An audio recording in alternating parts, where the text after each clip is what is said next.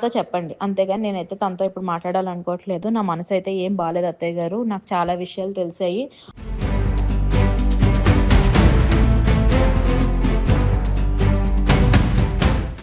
నా మనసు పూర్తిగా విరిగిపోయింది. నా మీద అనుమానంతో బయట చెడుగా ప్రచారం చేస్తున్నాడు. ఇన్నాళ్ళు ఓపిక పట్టాను, కానీ అతను అన్ని లిమిట్స్ క్రాస్ అయిపోయాడు. నేనింక అతనితో మాట్లాడదలుచుకోలేదు. ఇవి విశాఖ టెక్కి రాధా గాయత్రి తన తల్లితో మాట్లాడిన చివరి ఆడియోలో మాటలు.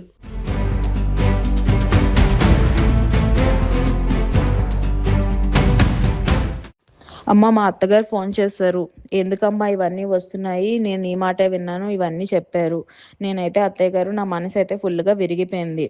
నా గురించి ఇలా బ్యాక్ బైటింగ్ చేస్తున్నాడు అని నేను చెప్పేశాను. అందుకు ఇలా అని చెప్పాను నేను. సో, ఏవైనా ఉంటే అత్తయ్య గారు, మీ అబ్బాయి ఏదైనా నేను తప్పు చేశాను గానీ, ఏదైనా చెప్తే గనక నేను వాడిని కాల్‌లో యాడ్ చేస్తాను ఉండమ్మా అన్నారు. నేనైతే తనతో మాట్లాడదలుచుకోవట్లేదు. మీకేమైనా చెప్పాలి అనుకుంటే ప్లీజ్ మా మమ్మీ వాళ్ళతో మాట్లాడండి. మీకదంతా విని నా తప్పేదైనా ఉంది అన్నా సరే నాతో చెప్పండి. అంతేగాని నేనైతే తనతో ఇప్పుడు మాట్లాడాలనుకోవట్లేదు. నా మనసైతే ఏం బాలేదు అత్తయ్య గారు. నాకు చాలా విషయాలు తెలిసాయి అని నేను చెప్పేశాను. ఇంకా నా దగ్గరకు పర్ఫెక్ట్ ప్రూఫ్స్ రాలేదు. ఇలా డ్యాడీకి తెలిసిన వాళ్ళతో మాట్లాడితే వాళ్ళు అదే చెప్పారు. మీ అల్లుడు తప్ప ఇంకెవరు చెయ్యరు అని చెప్పి. అండ్ వాళ్ళు చెప్పకపోయినా అది ప్రూవ్ అయిపోయింది. మొత్తం నా ఫ్రెండ్ సర్కిల్ అందరూ చెప్పారు. ఇంక్లూడింగ్ నవీన కూడా చెప్పింది. వాడే కదా చేసుంటాడు అని చెప్పి. ఇంకెవరికి ఆ స్కోప్ అయితే లేదు అత్తయ్య గారు. అది ప్రూవ్ అయిపోయింది. ఇంకా అది తెలిసాక కూడా నా మనసు ఇంక మనసులో లేదు. ఇన్నాళ్ళు ఓపిక పట్టాను. ఏంటంటారు, ఎన్నాళ్ళు ఓపిక పట్టాను. పోన్లే అక్కడికెళ్తే మారతాడేమో, కొంచెం తనకి మారుతుంది బిహేవియర్ అని చెప్పి ఓపిక పట్టాను.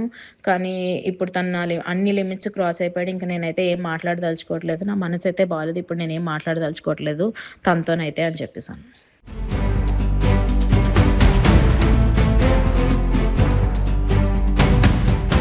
ఉత్తరాఖండ్లోని డెహ్రాడూన్లో ఇటీవల అనుమానాస్పద స్థితిలో రాధా గాయత్రి మృతి చెందిన సంగతి తెలిసిందే. భర్త శ్రీచరణి ఆమెను హతమార్చాడని రాధా కుటుంబ సభ్యులు ఆరోపిస్తున్నారు. ఈ కేసు విషయంలో తమకి న్యాయం చేయాలని వారు డిమాండ్ చేస్తున్నారు.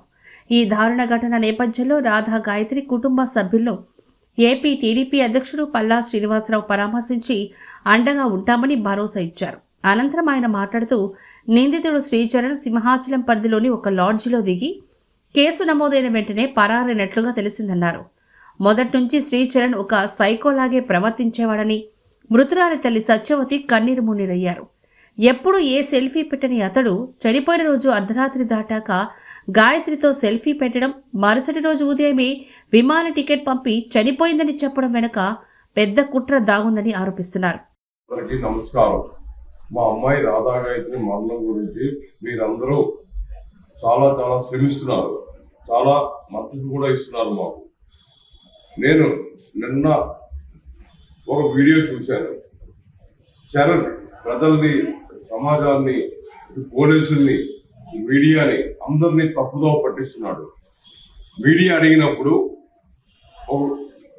అడిగింది మద్యం సేవించారు కదా అని అంటే చరణ్ ఇదే స్టేట్మెంట్ ఇచ్చాడు మీడియాకు. హోటల్ వారు ప్రైవేట్ చేశారు అని.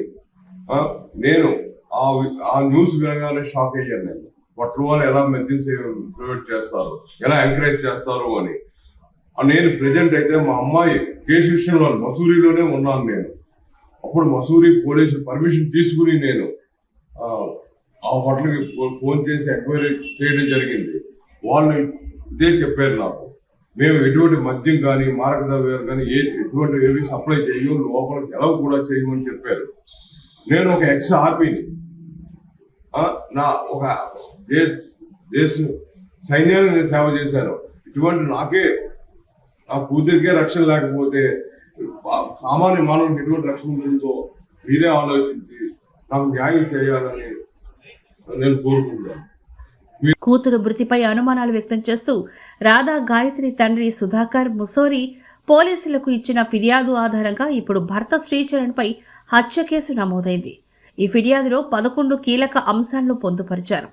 రిషికేష్ అని చెప్పి ముసోరి ఎందుకు తీసుకెళ్లాడు, భార్య బెడ్రూమ్లో కూడా సీసీ కెమెరా ఎందుకు అమర్చాడు, బ్యాగులో జీపీఎస్ ట్రాకర్ ఎందుకు పెట్టాడు, మద్యం లేదా ఆహారంలో ఏమైనా డ్రగ్స్ కలిపి హత్యకు ప్లాన్ చేశాడా, ఘటనకు ముందు 48 గంటల్లో జరిగిన ఆర్థిక లావాదేవీలు ఏంటి అనే అంశాలు ఇప్పుడు కేసును మలుపు తిప్పాయి. ప్రస్తుతం పోస్టుమార్టం రిపోర్ట్ అత్యంత కీలకంగా మారింది.